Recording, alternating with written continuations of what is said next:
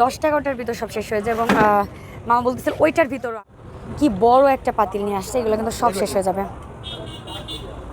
এবং বলতেছে এরকম করে আরও 4-5 বার সে ভাজে। তো তোরও মাংস দেয় কিন্তু হালিম রান্না করে এটাও মাংস দিয়ে তারপরে তো আবার ওইখান থেকে দেয়। মানে ভাইয়ের কথা হচ্ছে আমি লাভ কম করি কিন্তু সেল বেশি করবো, সেভাবেই সে সেল করে এবং সপ্তাহে মাত্র 2 থেকে 3 দিন বসে, 2 থেকে 3 দিন বসে। কিন্তু আজকে আমরা চলে আসছি কিন্তু বটের হালিম খেতে, যেটা অনেকে বলে থাকেন ভুড়ি হালিম। দেখেন কি পরিমাণে দিছে, এটা হচ্ছে আমি জানতাম না, এটা কিন্তু আমাদের বেদগ্রামে। আমি লোকেশনটা অবশ্যই আপনাদের সঙ্গে শেয়ার করব। আমি ওইভাবে ভুড়ি খাই না, কিন্তু আজকে একটু খাই দেখবো দেখি কেমন ভুড়ির হালিম। হ্যাঁ, তো বিসমিল্লাহ, আগে শুরু করি।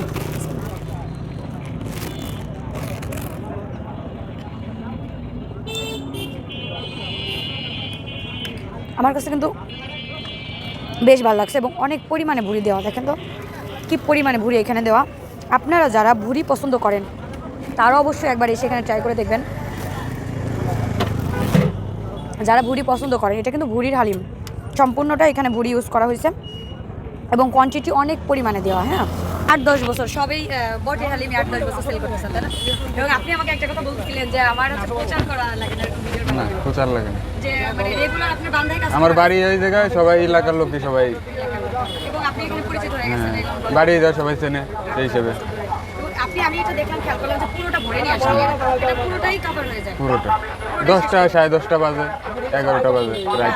কালকে কিন্তু আমরা আসতে পাইনি। আমি দোকান খুলি না রেগুলার, এই সপ্তাহে কয়দিন দোকান খোলেন? 3 দিন, কোন কোন বার? ঠিক আছে, টাইম ঠিক নেই। ঠিক আছে। যারা হচ্ছে আপনার রেগুলার কাস্টমার আছে ওরকম খরচ যায় আসে কালকে কিন্তু আমি 50 টাকা। ও দুইটা না 100 টাকা। দেখেন অনেক কাস্টমার অলরেডি। এটা কেমন লাগছে খেতে?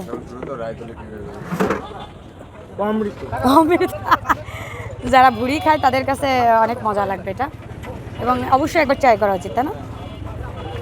এবং রাত 10টা-11টা অবধি পাওয়া যায়। তো এটা কিন্তু আমাদের বেদগ্রাম বাস স্ট্যান্ড, যেটা এই যে বেদগ্রাম বাস স্ট্যান্ড, তার পাশেই এটা। তো অবশ্যই এখানে এসে যে কাউকে বললেই দেখাই দেবে যে বটের হালিম বললেই দেখাই দেবে। আমি কালকে একবার এসে ফেরত গেছি, পাইনি, তো আজকে যে আবার চলে আসলাম। কি পরিমাণে নিয়ে আসছে কমেন্ট করে জানাবেন। অবশ্যই বেদগ্রামবাসী তো খাইছেই, আর বেদগ্রামের বাইরে যারা খাইছেন তারাও কিন্তু আমাকে কমেন্ট করে জানান, শেয়ার করে দেবেন কিন্তু। হ্যাঁ, অবশ্যই শেয়ার করে দেবেন। এটা হচ্ছে আমাদের বেদগ্রামেই। তো আপনারা ইতিমধ্যে যারা খাইছেন তারা তো অবশ্যই কমেন্ট করবেন আমাকে, আর যদি ভালো লাগে আমার পেজে একটা ফলো করে দিয়েন। আর ডিটেলসে যদি আপনারা আরও জানতে চান, যদি লোকেশনটা না বোঝেন, অবশ্যই আমাকে কমেন্ট করবেন, আমি কমেন্টে রিপ্লাই দেবো আশা করি।